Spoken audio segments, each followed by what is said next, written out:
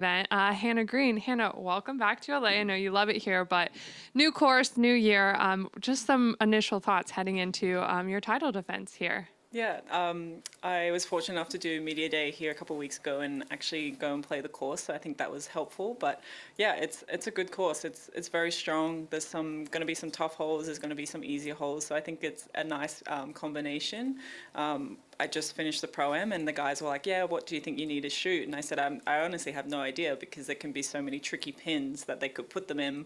Whether they do that, obviously, we're not sure yet. But yeah, the course is in really good shape and I think we're all looking forward to a new challenge. Awesome. I know you love Wilshire so much. You play there every year. Anything about this course that maybe reminds you, or is it just being in LA again that makes you confident heading into the week? I think it's a little bit of both. I think having the same grass also helps. Obviously, we have pure distinction greens this week, unlike Poana, but some of the Wilshire members are going to come and watch, and my host dad Tom is out and supporting me. You can hear his voice in a lot of my highlights from the last 2 years actually, but I think that will help. But yeah, I think we're all just looking forward to getting this week done. Obviously they just had the US Junior here, so I think that also helps, seeing the girls make as many birdies as possible, and yeah, hopefully we'll have a good week.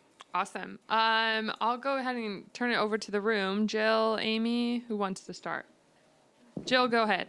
Oh, I was going to say, what makes Tom's voice distinctive, and what kinds of things does he say that you know it's him? It's more of a bit of a yell, I would say. He likes to be the loudest person to cheer for me, and I'm obviously playing with Nelly tomorrow, so it'll be interesting to see if he can top her fans. But yeah, you'll definitely hear him out there. But he's been my host dad since 2018, my rookie year, and he's come out to watch me every year. So a bit of a good luck charm, I'd say. And with that group, how often have you played with Nelly, and what do you like about playing with her? I've played with obviously Nelly a lot over the years. She's obviously really easy to get along with. Obviously, very good player, but she's also very efficient on the golf course. She's probably similar in pace with how quick we both play. And you know, even Madeline, I haven't played with her in a long time, but I think I'll be the first person to hit into the green every hole. Two long hitters, but yeah, it's just going to be a really good vibe back here in LA. So I hope we get some good crowds this week. Curious if you watched the final round of the Masters, if so, where, and what you thought about Rory winning the career Grand Slam. Yeah, so I was actually traveling here to LA. I left Perth, my flight was delayed, so I was hoping I had a bit more sorry, I should start again. I traveled from Perth to Melbourne, had like a 5-hour layover, which would have been the fight, like, you know, actually been able to watch it. My flight got delayed, so it was a red eye. I saw Rory make double on the first and then fell asleep, and I woke up and I think he had a 4-shot lead at that point, and I was like, all right, I'm safe. Like, I'll go change terminal, get to my flight, and then all of a sudden it was like he's tied for the lead, and I was like, oh gosh, what's going on here? So I was fortunate to watch the rest, but I mean, the shot on 15 I think was the most impressive, to hit the draw over the water and obviously finish where it did. Yes, he made birdie, but I think that was really impressive. But I think he made everyone nervous, and I can't imagine what his heart rate was like that round. I hope he's still recovering, not only from celebrating but from how hard he had to work. So yeah, really cool to see him get it done. Obviously a very popular person on tour and with the fans, so I think everyone is very happy for him, and I'm sure he feels like a big weight has been lifted off his shoulders. And lastly, for you, you've won a major. You know how hard it is. Your thoughts about you know, somebody from this tour, you know, winning the career Grand Slam. Where is that rank for you on goals? Yeah. And how does that work? Absolutely. You know, we want to win LPGA tournaments, but people want to win majors. I think it's so much easier to say it's easy to be done. I think also because we are fortunate enough to have 5, it makes it even harder. But yeah, it's something that we all try and achieve, and hopefully I can perform a little bit better in the majors this year. My last few years I haven't performed quite as I would have liked, but hopefully I can start that off with a good week here. Hi, Hannah. There was an exciting announcement yesterday. They're going to have a mixed team component in the Olympics. What are your thoughts on that announcement? Yeah, I'm all for it. I haven't played a lot of mixed golf. I used to as a junior, just at my home club, but I've played a lot of match play type of things, so I think I've been competitive enough. But all of us Aussies are really tight-knit, so I think it'll actually be so much fun. And obviously being here in LA at Riviera will be amazing, a venue to showcase that. And obviously being close with Min Woo and Min Ji, hopefully they can make the team and, be a duo together. But I think, not only are you playing for your country, but to also play for a fellow countryman, I think that would be really cool and hopefully will be a real big success. Is there one of the guys in particular that you have played with that you feel like your games would kind of work well together? I haven't played with a lot of the boys. I have been fortunate to play with Scotty, but I don't believe he thinks the Olympics should be for professional athletes. So that would be a shame if he would qualify to not be able to play with him. But Jason would be awesome to play with. Obviously, he won the team event with Lydia, so he's familiar with the format. So any of those guys I'd love to play with. How do you approach a week like this? You're defending champion, but next week being a major championship, what are sort of your goals and priorities with so much going on? Yeah, so even though I have won this event twice, being the Chevron the week before, I've actually never made the weekend. So it's kind of nice. Hopefully I can find some form this week and then bring it into Chevron. But yeah, it is different, especially I decided to not play Vegas. So I only played Phoenix, and then prior to that, I only played in Singapore. So I can't really say that I'm coming off any good form or any bad form. But yeah, it will be interesting to see how things go this week. It's a very different golf course to what we're playing next week in Chevron. But hopefully, yeah, I can get some good vibes from this week and take it into the event. So far, do you have any vibes around here that you felt when you were at Wilshire? Yeah, definitely. I think the greens, they are pro-ana at Wilshire, but won't be in the future. But I think I actually played with some Wilshire members today, and everyone said they're obviously very proud of me and cheering me on for the week. So just even having things like that makes the week a lot better. And yeah, I think with the bunkering and even some of the tee shots, it feels somewhat similar to Wilshire. Just last one from me. How would you assess where your game is at coming into this week? Yeah, I was back in Australia the last 2 weeks, so I think I'm in a very mentally good state and hit the ball all right today. Probably left a couple of shots out there that I could improve on, but in the Pro-Am, I guess it's fine when you're playing a scramble and you have some amateurs to rely on. But yeah, I'm just going to do some practice this afternoon and kind of have a chill night and get ready for tomorrow. I know Sarah is here on the Zoom. Sarah, do you have questions? Yeah, I have a couple, if that's all right. Hannah, I know you made an announcement at Media Day that you're going to be doing a donation campaign for the fire relief based off birdies and eagles this week.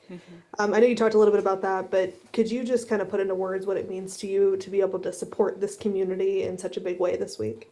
Yeah, so when it was going on, I obviously saw Max Homa was doing some donations, and it was something that I thought about, but then I just felt like it wasn't right to do it at the time in Florida, not being in LA. And so, yeah, came to the Media Day a couple of weeks ago and saw Mo Martin and heard her stories about how it personally affected, her parents and I think her sister.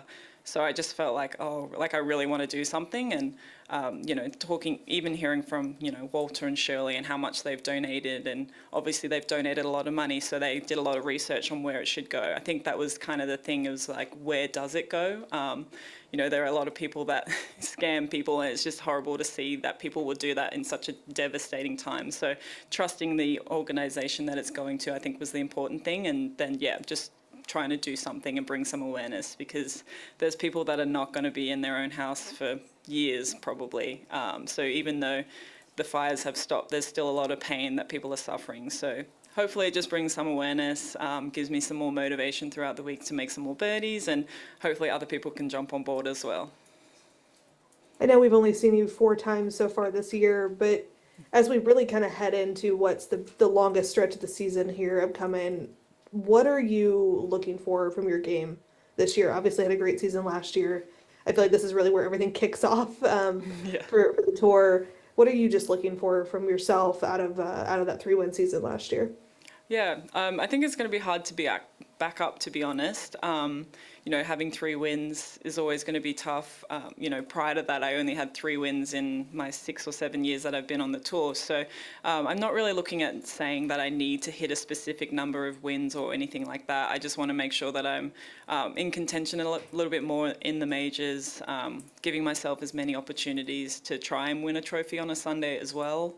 I think obviously when I play well, I know I'm good enough to get a trophy in my hands, but I think just worrying about when I don't have those good rounds, just making sure that I am maybe saving a shot here or there and just focusing on not getting too ahead of myself as well. I don't want to put too much pressure on myself, especially this week. Perhaps if it was at Wilshire, I'd be like, yep, that trophy might be mine. But here at LCAB, anything can happen.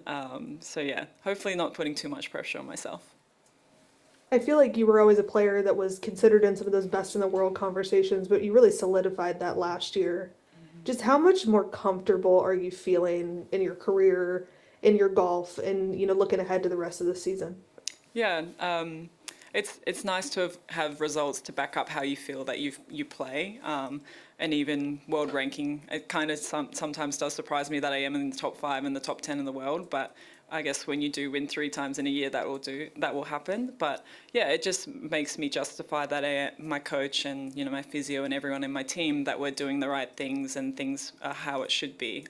There's no real second guessing for me. I'm really happy with how everything is going, and some weeks it will be easier than others. And I think that's why we all play golf.